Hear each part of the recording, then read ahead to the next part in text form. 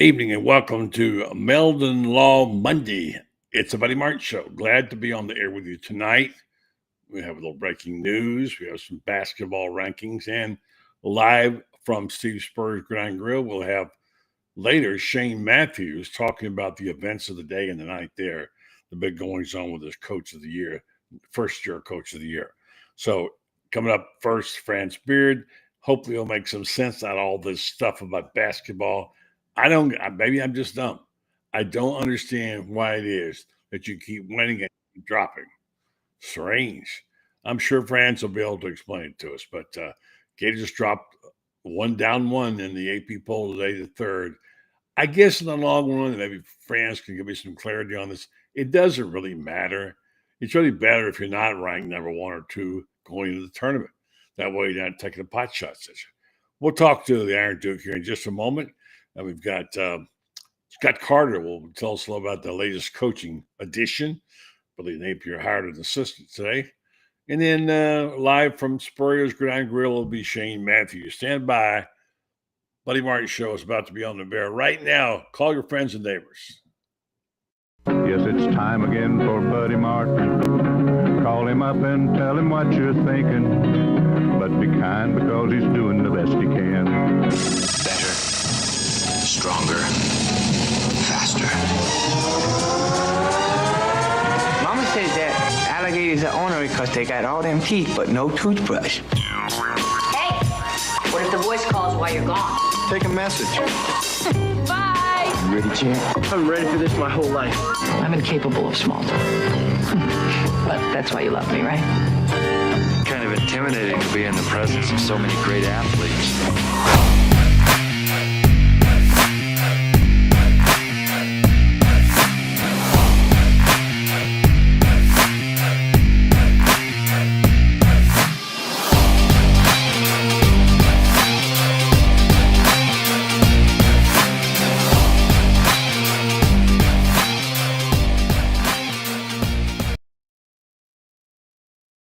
Good evening, America. Welcome to Meldon Law Monday. I am Buddy Martin, the host of this program.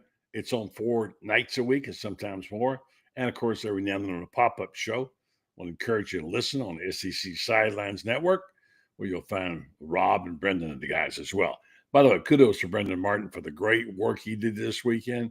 We literally spent about 8 hours on tweaking our network, trying to get the software better, picture clear, got new mics, new stuff. We're hoping we're going to get to the bottom of this because we sure are putting a lot of time and money and effort in it. And thanks to Brendan for that. It's time to go right to the hotline now and to the orange and blue room and talk to the guy who I call Mr. Basketball because he knows a lot about it.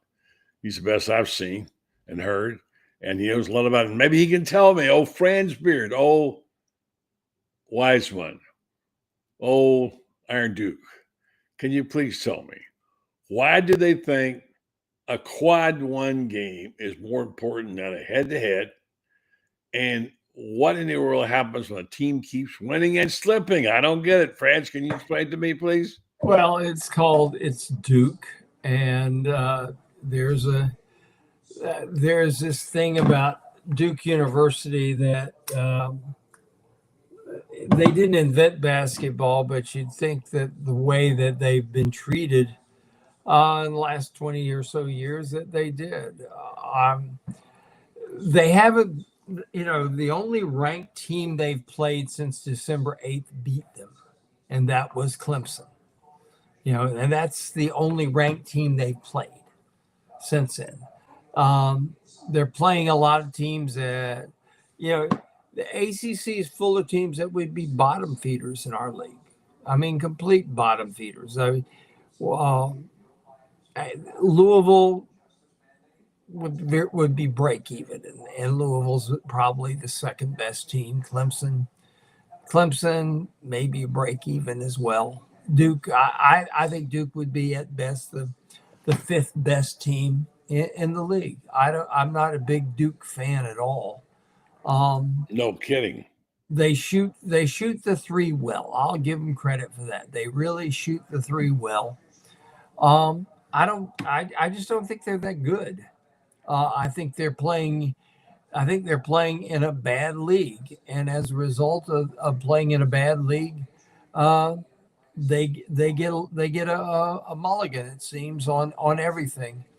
Um, I think if Florida played them, I think Florida beat them by 20, 25 points. I really do. But still, it doesn't. I don't understand how a team wins and keeps falling. Now, I said earlier that maybe that's a good thing because you don't want to be in a bullseye, and you want people shooting at you, and maybe they'd be better off going in there as a 2 seed. I don't know. Of course, the problem with that is geography and how it turns out. I've heard all kinds of things about where they play, from Raleigh to the Midwest or whatever before going. I don't know quite, and I heard you talk about it on Rob's show. Florida's either going to be in Raleigh or in Lexington. I'm interested to see what they do. They seed all the top 16 teams. Okay, so if you're, I think right now they have Florida as the number 3 seeded team. Behind, I'm looking at the NCAA net rankings right now, and Florida's number 4 in the net rankings. That's not such a big deal, because Houston's the number 3 team, and quite frankly, I think the way that they hope to do it would be Florida and Auburn would be seeded teams, and then Duke, and then Houston, because then you have at least 3 conferences. 3 of the power conferences would be have top seeded teams. Florida's better than all those. I'm telling you right now, buddy. When Florida has everybody healthy, I don't think there's a team in the country that's going to beat the Gators. I really right now, especially. Let's talk about that game on Saturday night. I mean, they struggle. They go up by 9, then they go down by 15, whatever it was, and they're just all over the place. And they got up by 22-2 run. They were up by 12 points. They had 8 bad minutes in a ball game, and then you look what happened in the last 20. The last 20, it was just total domination. And you expect in every ball game that you're going to have a bad run. This one was worse than you expect. But you think about it, they righted the ship. They come out in the second half, they righted the ship. They just totally dominated every phase of that ball game in the second half of the ball game. But it took special play. You got 2 double-doubles. And of course you got the hitman coming on with the 3-pointers when you need them. Walter Clayton Jr. Chinlu had probably his career game. Yeah, he did. And Thomas Hoff is getting to be so popular now. Suddenly they're discovering this guy's something special. Well, here's a guy whose best offer before Florida was Richmond. And Kevin Hovde, who was an assistant coach at Richmond, was the one recruiting him. And Kevin takes the job with Florida, and the first thing he tells Todd is, "We got to get this kid." And you look at him and see what he's doing. He is a box score filler. He fills out the stat sheet, and does whatever the team needs. Does whatever the team needs to have a really whatever the hole is to fill, he fills it, whatever it might be. It may be rebounding, it may be defense, it may be passing, it may be scoring. Oh, he's terrific. He is terrific. He is special. He really is. I'm so impressed with that kid. And the thing that what kind of a guy is he? Friends, you go around these guys, you know him. What kind of a guy is he? Fun. He's happy. That's the best thing you can say. Modest, happy, hardworking, content to be part of the team. You don't find a lot, but see, that's true of all of them, and that's why when Denzel was starting, and Elijah comes back, I mean, Denzel says, I don't have a problem coming off the bench. France, why do you call him Denzel? Well, that's his name, is Denzel Yeah, Aberdeen. what's Denzel Washington's name? Well, Denzel. Well, I mean, I could be wrong, but I would think they probably named him after Denzel.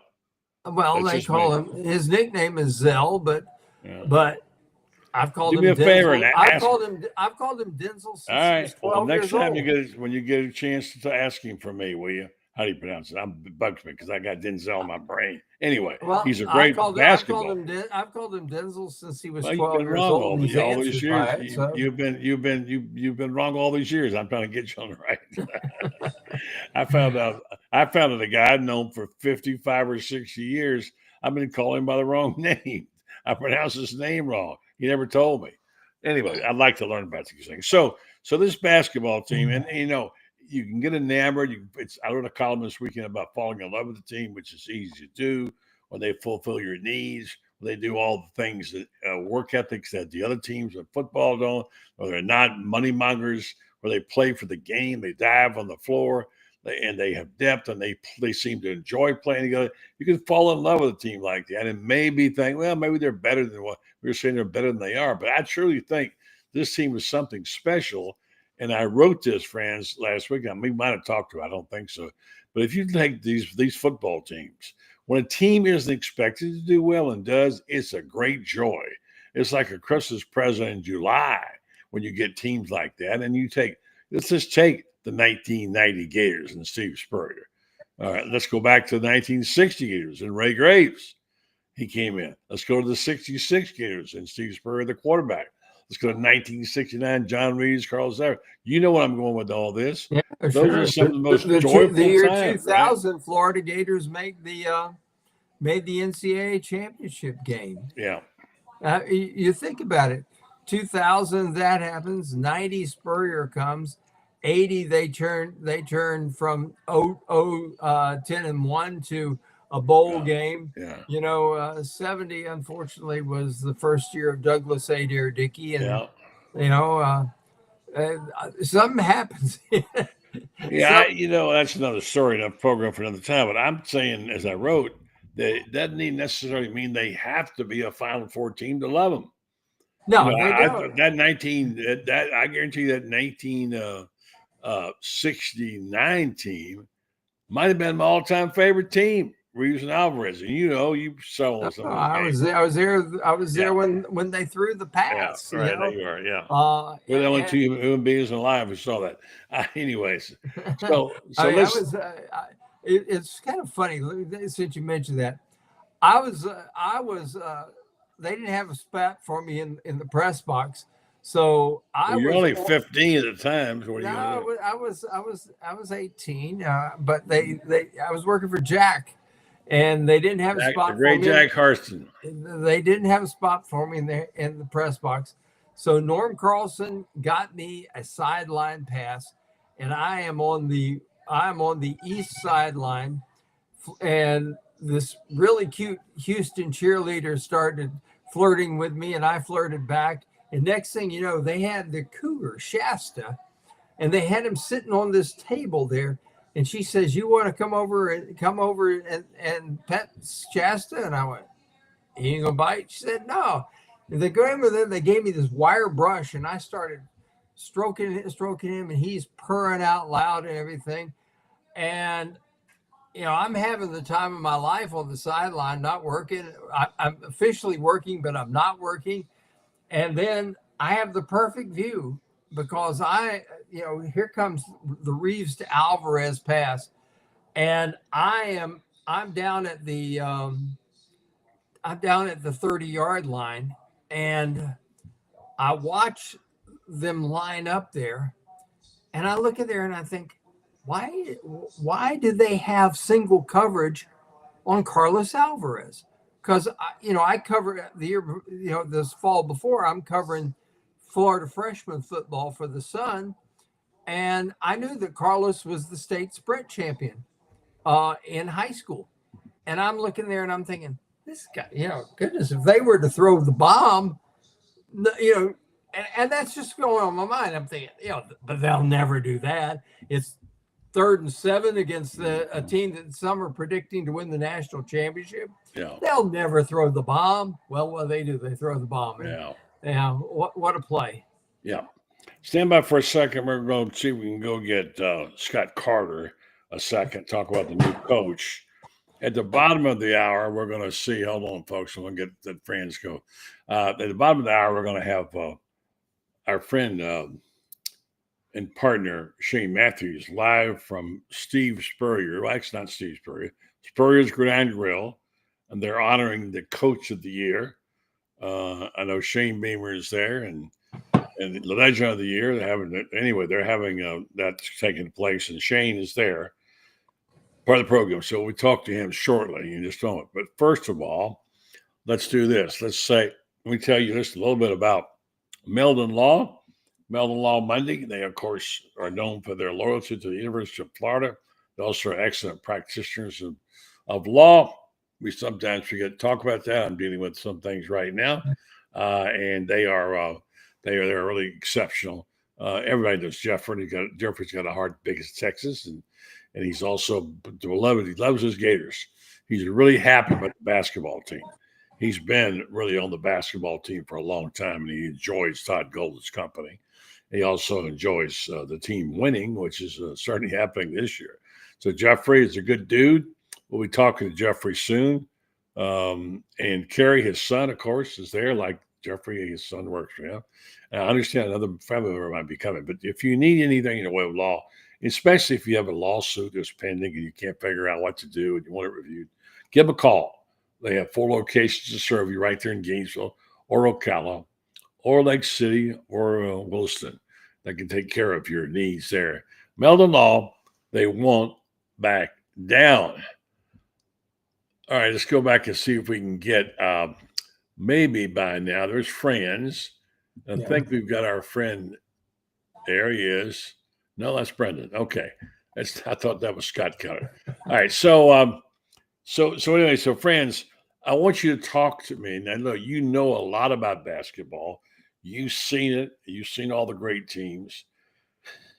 I'm blown away by the depth and the quality and depth of talent. Not just depth, but depth of talent they've got. I mean, I read that they have had 9 guys in double figures, and going to have a 10th as soon as Hankel gets his. They've got every number you want to have. They've got their offensive rebounding is amazing. They pass the basketball beautifully. Yeah, they're unselfish. They can knock down threes. They can go inside and beat you there. They dive for balls. What don't they do, friends? And then look down the rush. I mean, look, Herbs, as they call him, I guess. Herbie is something. He's a good defender.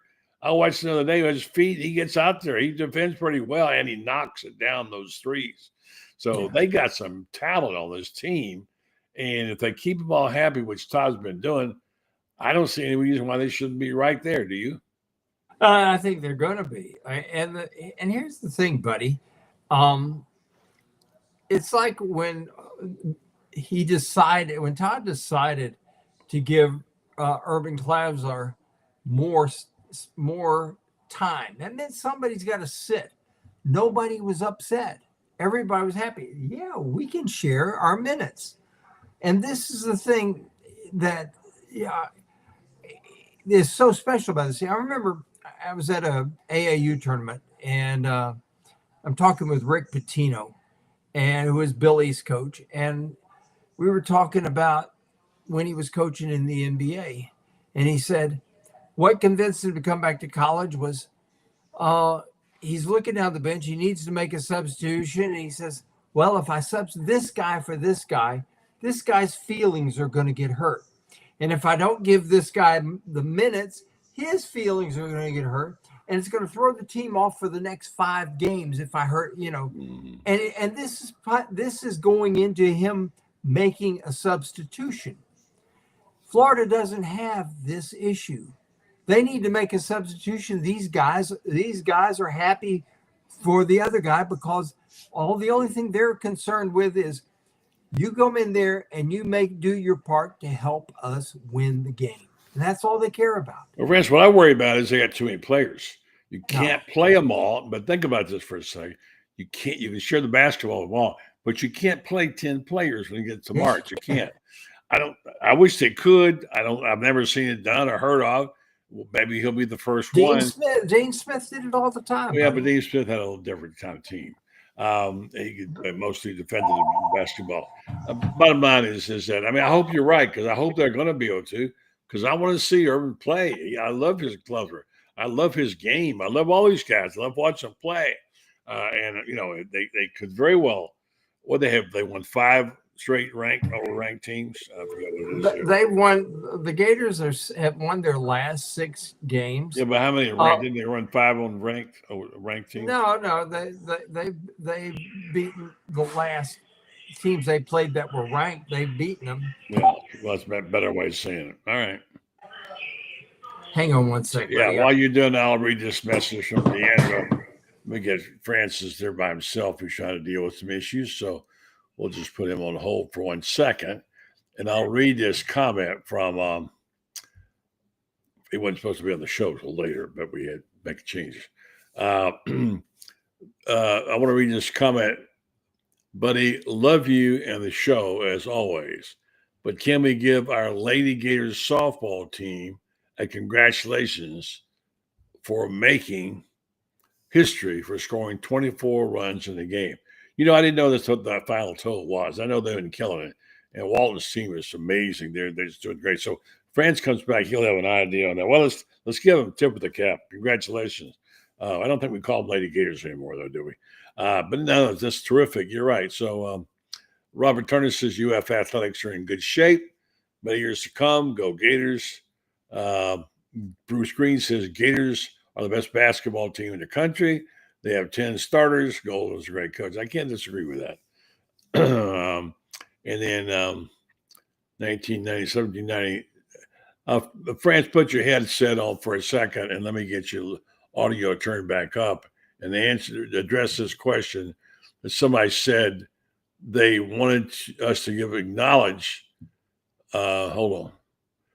They wanted us to acknowledge the fact the Lady Gators made history by scoring 24 runs. Can you speak to that, friends? Yeah, it was softball. The Gators. I know it's softball. I understand. Yeah, they had a 9-run first inning, a 7-run second inning, and a 6-run third inning in beating Iowa State. That's 22 runs in the first 3 innings. They had 24 runs, 22 hits. First time they've ever done that. The Alabama transfer, who's playing third base, Kinley Cahalan, drove in 6 runs, career high. She hit a home run. Everything. This is a team that's got it all.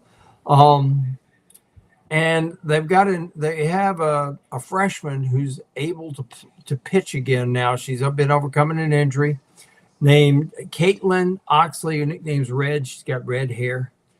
And I think she's going to be that extra pitcher that they've got to have. They've got everybody knows they've got Ava Brown and of course Keegan Rothrock. This kid's really special. She really, I think she's that one extra pitcher. You can't go through a season with just 2 pitchers, and eventually it wears you down, wears you out. But this one can play. They've got the hitting. My goodness, best defensive outfield that Tim's ever had with Falby in center field. We've seen her for 4 years. But get this now, Falby is just absolutely wearing it out at the plate. She's already 19 for 19 Yeah, she is. in stolen bases. If she puts the ball on the ground and you're not super quick getting rid of it, I mean, it's a base hit. She turns routine ground balls into base hits, and that's amazing about her. But you look at who they've got. They picked up Riley Holtorf, who was the Pac-12 all Pac-12 shortstop last year. She's playing shortstop for the Gators. Mia Williams, Jason Williams, the great Jason Williams, his White Chocolate's daughter. His daughter. And she's hit 5 home runs this year, and most of them are monstrous. And she's going to end up, I would say, with 12 to 15 home runs. Yeah. Jocelyn Erickson, last year's National Player of the Year, already 4 homers, 25 RBIs. Taylor Shoemaker, who Tim told me last year before she had ever played a game, this is the best hitter I've ever had. And that include and this is a guy that had Stewart. He had Amanda Lorenz. I mean, you're talking about two of the greatest college hitters of all time, and he's already talking about this kid. And she's already, 19 ball games. She's already got 10 homers and 33 RBIs. Yeah, got a lot of firepower there. We got Scott Carter here with tonight, and we're going to have Shane Matthews checking in from Spurriers. Good evening to you, Scott. Thanks for joining us. Before we go to it, I want to correct this. He says, Danny G said Donovan rotated 10 players during 2005 4 run. Yeah. But I don't think he played 10 in a game. He did. Yeah, he did. In a game? Regularly. Okay. Haslam, Wright. I remember the Miller, team and Mike the players. Miller, I just don't remember playing 10. Dupe. I'm going to look that box score up. Look it up. Kenyon Weeks. How many times? Well, I don't think they played 10 that often. Yes, they did. Every single ball game, buddy. Okay. Every single Well, let me ask Scott. Scott's too young to know that, but that's good evening to you, Scott. Carter, how you doing, man? You came in just in time for the argument. We haven't had one tonight. And let me just say, well, we got a new old coach tonight. And Darren is he's not new here. Talk about the hire. He's going to coach the secondary. Tell me about it. Yeah, he was a guy here, when Billy's first season. He was part of the, I guess you call it the inaugural army. He was part of those hires that they had. I think over 50 guys they hired, and he was one of them, a quality control analyst. And obviously, you saw Billy's statement today, kind of talking about very familiar with the coaching tree. So that was important. I don't know how you guys hear me. Okay. Yes. You're a little bit lagging in your Wi-Fi, but we can hear you fine. Okay. I couldn't tell. But so it's someone that Billy has familiarity with, and that's kind of been his MO. When one of these coaches leaves, he's hired someone that he's worked with or is really connected to, and I think Deron Wilson's another example of that. And he's got some big shoes to fill in terms of at least Will Harris had a good year with the defensive backs, but mostly in recruiting. So it'll be interesting to see how good in that area he is. But obviously, the coaches turn over so much now. I just think you just plug and play, man. All right, Francis already sending me verification about it. Okay, Francis, I yield to your knowledge. Box score 1999. There they are. Let's see. He's got a Brent Wright, Mike Miller, got him. Ted Dupe, Justin Hamilton, Donnell Harvey, Brett Nelson, Matt Bonner, Major Parker. You're right. I beg to differ with myself. All right, very good. They played 10. They played 10. The same 10 played in the semifinal win over North Carolina. Well, I sure hope they can do it because I'd like to see these guys play. We got just about a minute before we're going to go get Shane. Is there a good feeling about this team now being buttoned up somewhat? They have lost a coach or two, a player or two. And how does it feel right now, Scott, on campus there? Or is there edge or excitement beginning to develop with the spring ball? When's it start? 2 weeks? Yeah, something like March. I can't remember if it's March 5th or 7th. I don't have it right in front of me, buddy. But it's in a couple of weeks. I think with the way they ended last season, certainly there's a kind of renewed optimism, is what I call it. Probably the best that the Gators football has had in 4 or 5 years. Certainly the best situation to start a spring camp with Billy Napier in charge. So, he's got his players, he's got his system, he's reloaded his coaching staff, he's got a new GM, a new, a numbers cruncher in the front office. So this is, it's his program, and now it's time to see, what he can do in year 4 coming off of some momentum.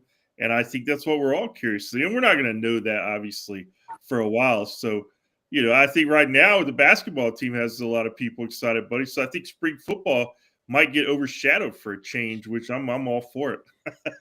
And they're de-emphasizing spring games, friends. How do you feel about that? Well, they're glorified scrimmages. Here's what I'd love, buddy. We're going to go to a 9-game SEC schedule. Take the D1AA game off. Play that in the spring. I think the coaches would be for that. I think they'd rather have a game like that than play a glorified scrimmage. Goodness. I think coaches, they're saying, well, we don't want people coming to scout our players. I don't think that's really the case. I think it's really that they just don't want to have if you're going to do something it's meaningful instead of something stupid like this glorified scrimmage where people get to ooh and ah and you play walk-ons in a running clock for 30 minutes. Yeah, I think spring games have outlived their time, to be honest with you. I wouldn't even want one if I was a coach. I think they're boring. It's a good way to get some people on campus in the spring, but you can still do that with something more meaningful.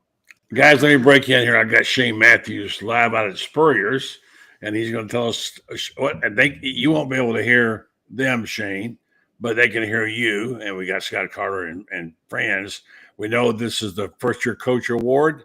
Saw during on TV with the guy from Dog Nation, Griffith, and tell us what's going on. Well, I'm actually headed home. It just ended. It was the best one they've had. This was year 4, and huge turnout. Obviously, it's grown every year, but Marcus Freeman was there because his defensive back won the freshman defensive player of the year. Fran Brown, I think that's his name, from Syracuse was the first-year coaches award. Frank Beamer won the Legends Coaches Award, and then the special teams player of the year was the kicker from Clemson. So Dabo was here, and then Lenora Sellers from South Carolina was the freshman player of the year. So Shane Beamer was here also. So it was a good night. A lot of the coaches had showed a lot of their personality, a little banter back and forth. So it was a great night. Fun to be around a night like that with nothing really pressing and everybody feels good. So what did Coach say when he introduced the winner? Well, he talked about Fran's, the Fran Brown, I think's his name. I don't even know his name, but he did a phenomenal job at Syracuse. And, Coach introduced Frank Beamer, talked about their times coaching against one another. And then obviously him and Dabo kind of went at it because Dabo's got a lot of coach spur in him. And they told some great stories from their days at South Carolina. But, and then each player who got the awards spoke, but it was a good turnout. Had probably, I'd say, 30 former Gator players there to help support Doring. So it was a great night. That's great. Well, I know you got to get going here, and I'll let you go. But Fran says you're correct on the name of the coach. He heard that he can't hear you can't hear him, but he said it was correct. Anyway, so tomorrow morning. See you tomorrow morning on your show if I'm invited. Who else is on? We're going to talk a little Gator baseball with Steve Russell. Steve was there. He interviewed a lot of those coaches. And like I said, I know you've been to that event, buddy, and it was by far the best one they've had. Well, that's great. Wish I was there tonight. Sounds like a lot of fun. I'm glad Coach Spurrier and Freddie Weeby and all those guys, even Mike Griffith and Doring are doing it well. So yeah, thanks for that report. I appreciate it. Talk to you in the morning. Okay. Y'all have a good night. All right. Thank you. The great Shane Matthews. It's kind of hard to do that by phone because you guys he can't hear you. So I'm sorry about that. Didn't mean to disconnect you. What I do tell you about our friends at Titan MRI, I need to do that because a lot of people don't know this news and things have changed a little bit with Titan. They're one of our great sponsors. Let me tell you about them. It's the new name. It's Titan MRI and Imaging. They acquired Highfield MRI, and Joe Colorio started Highfield and MRI in 1997. Now he's back. Titan MRI and Imaging now has 3 locations in 2 Gainesville situations. 2 in Gainesville, with a Park Avenue location now, Millennium Center, and one in Lake City, serving all of Columbia County and Valdosta, Georgia. Titan MRI Imaging offers the same great customer service. They accept insurance, or you can go through their convenient self-pay options. They offer MRIs, CT scans, X-rays, and ultrasound. Easy scheduling, lots of options, including evenings if you need them. So check them out. If you need an MRI or CAT scan, Titan MRI, several locations to serve you, soon coming to Marion County. All right, so there's a lot going on here this spring, guys. It's hard to keep up. The baseball team now, are they 5-0? Looks like Sully's got a couple of arms, that they're coming through. They're older player guys have been injured, and then you've got the women's basketball team is better, but they're not at the level of what they need to be yet. Certainly, the gymnastics team, although they slipped a little bit, they actually lost to me the other night. Softball's tearing it up, and the basketball team's on fire, and we got spring ball. I'm not sure if this is my favorite time of year or if October, with all the World Series and stuff going on. But what do you got? How do you feel about this month, Scott? I mean, there is a lot going on. It does keep us busy.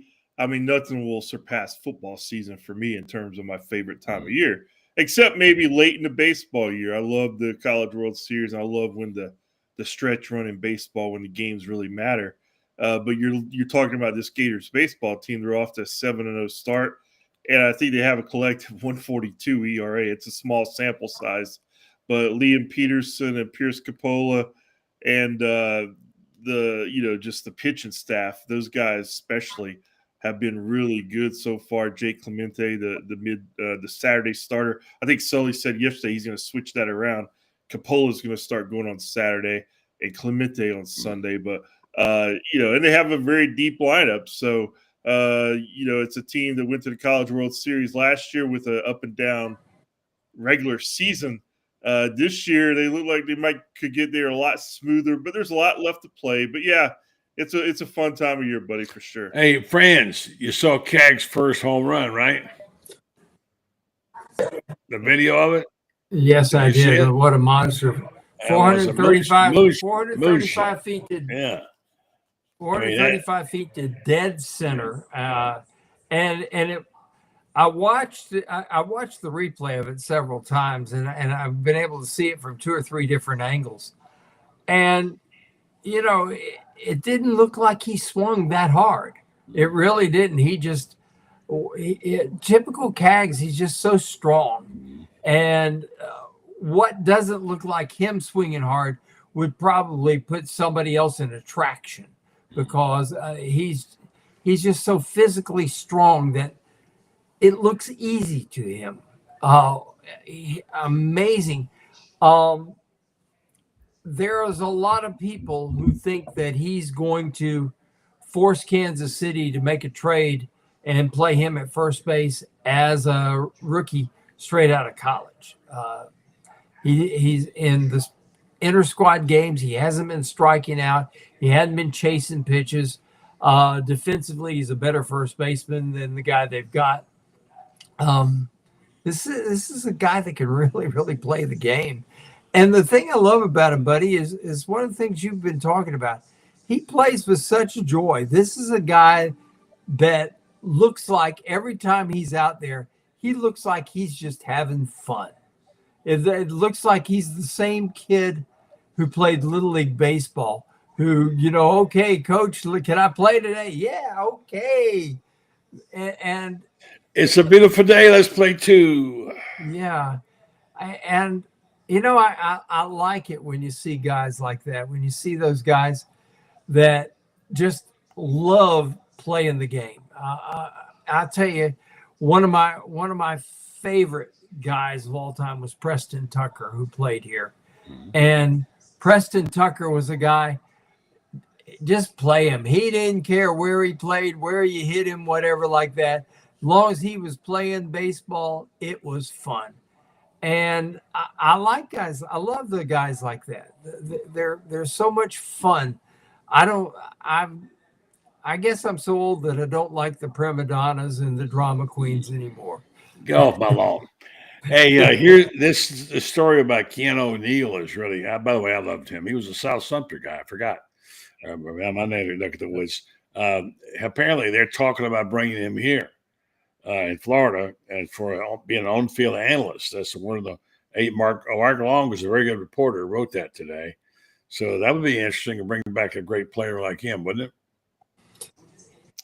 Yeah, Keanu was he was a man amongst boys even in college. I just remember the first time seeing him as a freshman. I'm like, whoa, okay, this guy does not look like your typical freshman. He was just so sculpted, and he ended up being obviously a really good player. Will Muschamp, Dan Quinn, those guys loved him, man. Just the way he played and the way he went all in. And I think his career probably got shorted a little bit because he was such a physical player. I think his body just started breaking down maybe a couple years before it could have otherwise. But that would be great if he came back because he was a good guy, someone who could obviously share a lot of insight and experience with these young guys.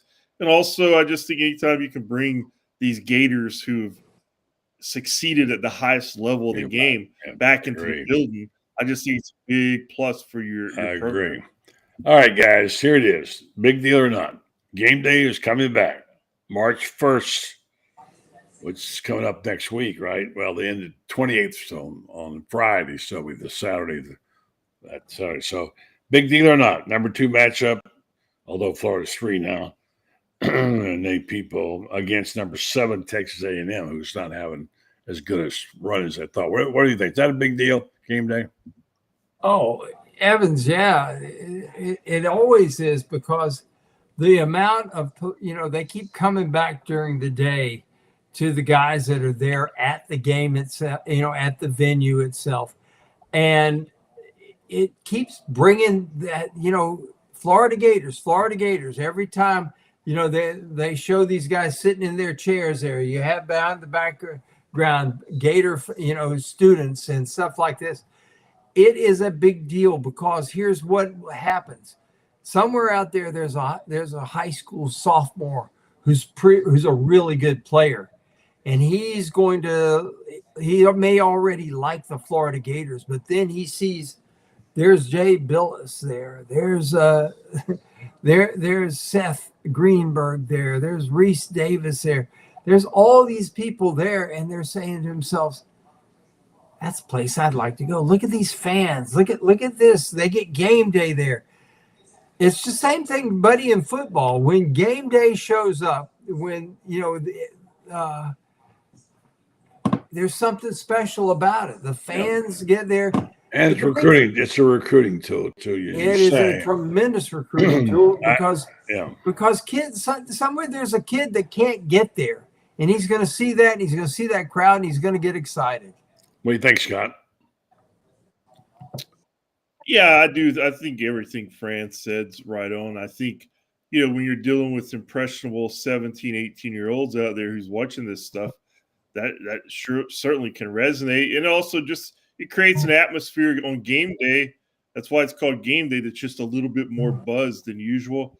And I think it's been 8 years, guys, since the basketball version of game day. It's been a while. So it's nice to see them back. And, I think when you kind of take this stuff for granted sometimes when the Gators were so good for so long, they used to be here a lot. So when they're coming back and you haven't seen them in a while, it's pretty cool to see. And I know the fans are going to be jacked up. I know the team's going to be fired up. So I think the Rowdy Reptiles will be on their A game on Saturday. No doubt. By the way, Florida now have their first game with Condon, Hanglo, Chinlu, and Hov all season against Georgia. Boy, imagine. The other thing I was going to say about the rotation is that sometimes the continuity and the timing is messed up when you play new guys.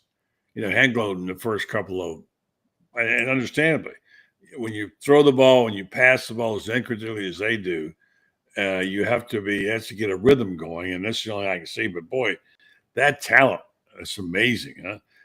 I can't wait to see them all on the floor. Well, I can tell you one thing. When Sam Alexis gets back as well, yeah. Think about this. The Gators are going to have 25 fouls to give in the paint.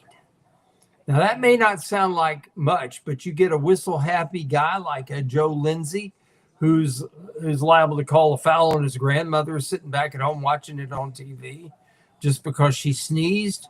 You get whistle-happy officials. I remember – I don't know if Scott may have been there, and this is back when Florida played in the Elite Eight game and lost to Butler. This was Chandler Parsons' senior year, and we saw a guy named Lucky. What's his first name? I can't think of his first name. Horrendous official, and all of a sudden he gets the red ass because Coach Stevens from Butler says you're a better official than that.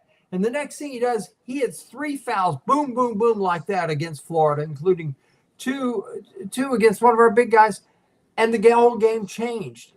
When you've got the extra fouls to give, okay, when I can replace quality for quality, big guy for big guy, man, that's a difference maker. You can have a trigger happy, whistle happy official and get away with it because you've got the depth.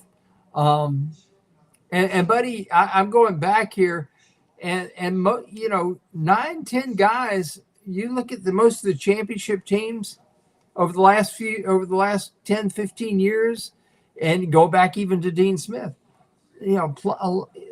nine guys seems to be the norm, but 10's not out of the question. I have seen 8 and 7 and 8 and occasionally 9, but I don't remember seeing regularly 10, but this might be the first one. That's great to have that kind of talent. You get those guys, you can give them a little playing time. And today, keeping that many guys happy, I mean, that's why I call them the Dale Carnegie. They win friends and influence people because they can play so many guys and they're okay sharing the basketball and sharing play time, which is really great.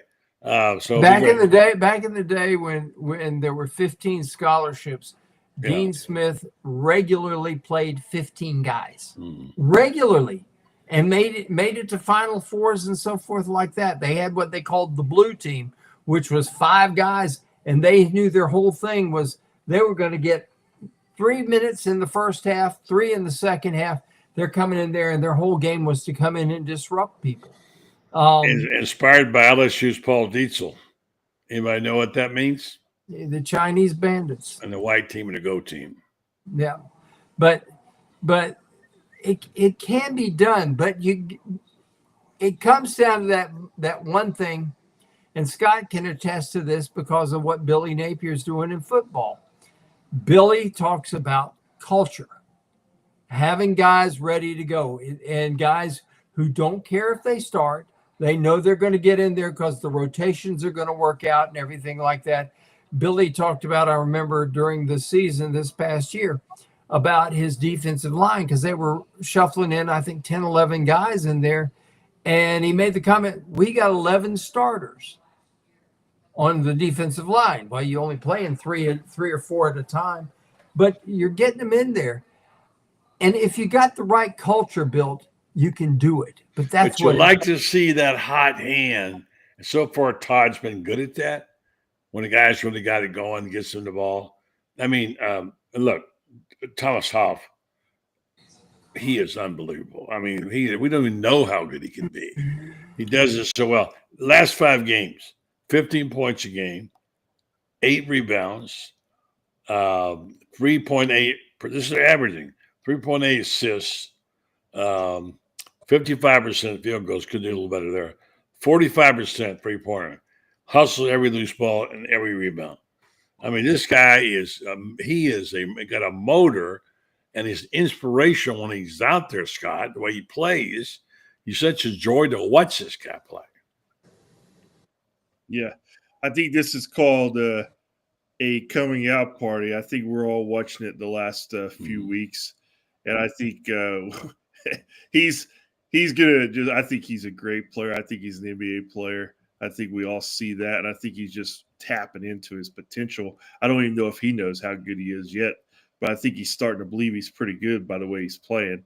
But going back to the bigger picture, culture. I think you have to have culture with a team like this, a kind of culture that supports it, because one guy can totally disrupt it.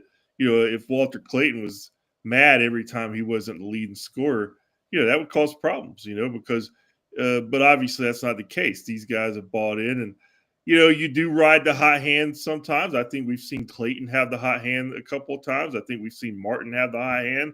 We've seen Houck. We've seen Aberdeen take over games. So that just really is the MO of this team. I mean, it's built with 8, 9, 10 guys, and every night one of those guys could be the guy. And I think that's what makes them so good. And that's what makes it going to be. To me, it's going to be really fun to see what they do, because, as you guys were talking about, when they get everybody back, I'm sure they'll have to tinker some with, some of the patterns. And, some guys we've been seeing playing more, they're probably going to get their minutes cut back a little bit. But I don't think Houck's one of those with the way he's playing right now. Elijah Martin, it was a little bit cold. He finally got going. But some people say, well, maybe Denzel Aberdeen ought to be playing, starting, whatever. But they seem to have that balance worked out, which is great. I don't want to cause many problems, but it's just a fun team to watch. I don't know. When they start not shooting the basketball good, like they did the other night, they want to have 22 straight friends. That's the one thing that could kill them, especially shooting the threes. But I don't think this team is going to fall in those slumps very often. Do you? No, they don't. But here's the thing: it's what you give up the last 8 minutes of the first half, the last 6:49 of the first half, is only important if it carries over to the second half, and it didn't. And it takes a special team to adjust on the fly like that, to go from. I wrote about it in my Sunday column. The Gators went from, you saw in the same game, the Gators at their worst and at their best. That was a good column, by the way, Gator Babe. Really and it takes a team that really has it together and responds well to the coaching, because at the halftime, there was coaching and they said, we are adjusting. We got to do this, this, and this. Look at how all of a sudden the 3-point shots that were wide open in the last 6:49, they weren't there in the second half. They were 3 for 16 from the 3-point line in the second half. In the first half, they were 6 for 16, and they hit their last 5. Why do you think that was? Tommy Hawk said it best. He said, we kind of got a little bit ahead of ourselves, and sometimes you need a wake-up call. They got a wake-up call during the game. They didn't have a game itself. That was the wake-up call, like the Tennessee game. I think the Tennessee game woke them up, and they realized in that game, okay, we got to pass the basketball. We got to defend better. We got to rebound. We can't let the crowd get in our heads. Stop shooting jump shots, get the ball to the middle and pound it a little bit. That's what they did too. And here's what I love, buddy. You want to pack it in and stop the big guys. You got Walter, you got Will Richard, you got you've got Elijah Martin, and now Klavjar and Denzel, who can all hit threes. You want to stop the perimeter, which is what LSU's whole game plan was. We will stop the perimeter. Now all of a sudden you got Rubin shooting 8-foot jumpers and making them. Condon can shoot. That Tommy Hawk can hit threes. Sam Alexis, when he comes back, is a pretty good ball player. And as you pointed out, it's only a matter of time before Micah starts looking for a shot again, and he can score. It's pick your poison, and neither one of them seem to be a good idea right now. I love it when they run, but they have to rebound when they run, and I love when this team runs. It's fun to watch.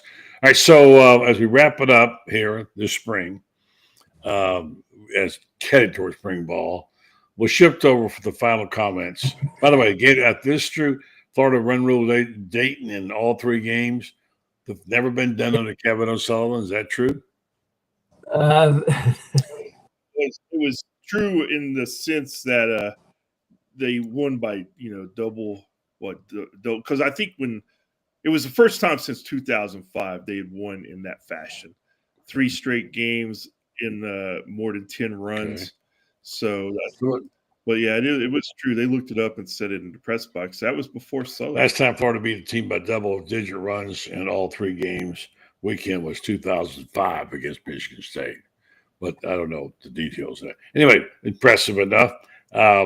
Let's pick out one thing besides the quarterback position that we want to see in the spring.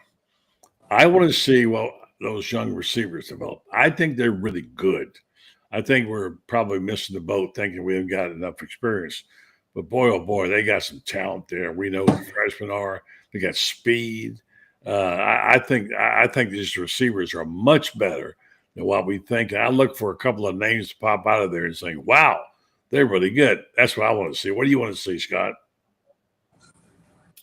Yeah, I mean, watching Dallas Wilson will be at the top of my list. I think he looks like a special player if he can stay out there and make an impact. But I'm going to look at the defense too. I want to see if these young linebackers, Graham and Miles, make that jump, because I think it's they really started coming on late last season.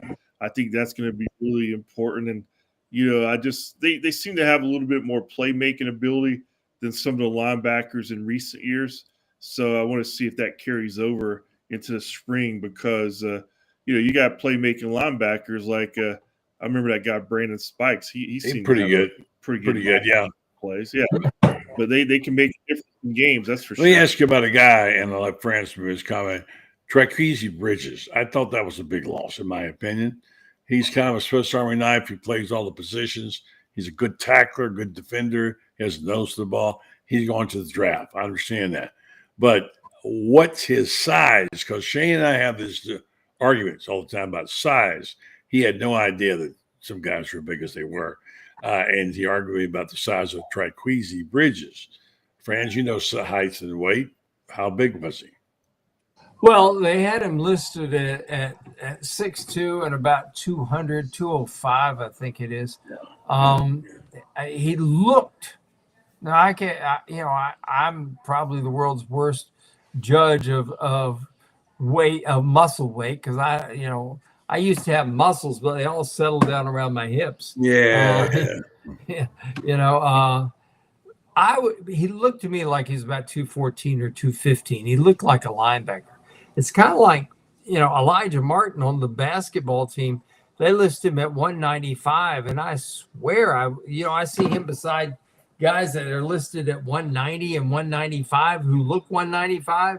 And Elijah Martin looks like the heavyweight champion of the world. He looks like he could go out there and go 15 rounds right now.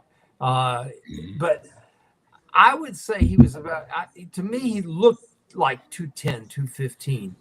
But that's the thing I loved about him, is I love that you had that big corner. That's why I think. Yeah, I like him as a big safety too. I thought he was terrific. I think that's Devin Moore's if he can come back and play healthy. Yeah. He's another one. I mean, he's 6'3" and about 205, something like that. You have one to go, Franz, on what you want to see this spring. What you want to see? I want to see how the depth with these young guys plays out, like Boyru and Robinson on that defensive line. We lost a lot of guys, but a couple of these young guys like Deontay Robinson and Michael Boyru, I think have the potential to be really, really outstanding. And if they come along, then I think the concerns about the D-line are going to be a little premature, because these two guys are both huge guys that you can plug them in that middle. We look at Big Dez, and I don't think people understood his value, that here's a guy, his enormous size, he didn't have to make a lot of tackles to be valuable, because he ate up so much space that you had to spend extra people just to account for him, just in case he did make a play. He finally got his night, didn't he? Finally got his night. Yeah, he did. I was so happy for him. Great. All right, so guys, let's wrap it up. And thanks a lot. Appreciate it. Good job. Thank you very much for coming on early, friends. And thanks to Shane, who's off enjoying some fine food and a few little libations while we were working tonight. I'm going to get him tomorrow morning. That's right. Thanks, guys. Thanks, Scott. Thanks, Franz. We'll see you. Catch up to you later in the week. Franz Beard, Thank read you. him and get him and 40years.com for Scott Carter. Thank you, Scott. All right, see you guys. All right, folks, I want to say good night to you. And we first want to tell you about our great friends at Renstar Medical Research. I don't use copy here because I've been doing this a long time. And I also, there's so many things to talk about. I get excited because they're good friends of mine, both Joe Sorrentino and his son, Joey, by the way, who's a dentist in town in Marion Dental. I'll be seeing him soon. And Mary Brownlee, who's a great lady. She's married to the great Scott Brownlee. And Joe, and I've told this story a number of times, Joe and Mary went to high school together in Fort Lauderdale, and they started this business in Renstar and came here. They've been so successful. And one of the reasons is they care about you and your health, and they're asking you to help them find out more about that. And that is not you personally, but they want to use you as in their testing, clinical trials, to find out how people react to certain things. It's not dangerous. They never put you through anything like that at all. But you can qualify for it, and then you'll be given opportunities to come in. I don't know how many days it will be, but you get paid for your time and travel, and then they will give you this test. And mostly it's a pill, see how you react to it, and they'll be the data, and they'll send it off to these companies and get more information how people respond to it. And we learn more about our health. Renstar learns more about what they're doing, and it's a good thing for us because it helps us. I encourage you to go to renstar.net and look up some of the trials that they have there, and you'll see all kinds of trials. They've had, I think, over 800. It's just they've been there, and they're always looking for new things and new reactions. You see all these things on TV about these drugs and this, that, and holy mackerel. There's so many things you got to know about it. But they're doing that great research and helping you and helping other companies and helping themselves do a better company. Renstar Medical Research, seeking tomorrow's answers to the health questions of today. Thank you to Shane Matthews for his little cameo appearance. Don't forget, I'll be on with Shane tomorrow. And then be followed by Rob Brown, Sideline Sports. Don't forget him tomorrow. And Brendan Martin. And then thanks to Franz Beard, the Iron Duke, who's, I call Mr. College basketball, good as he gets. And, of course, Scott Carter, the be-all, know-it-all of the Florida Gators. So thank you very much for listening and watching tonight. And thank you for your kind comments. We're all kind of in this together. These letters are getting smaller all the time. So let's see here. There it is. I'll just say thank you and good night, and we'll see you tomorrow night. Lauren Meadows will be hosting. Take care.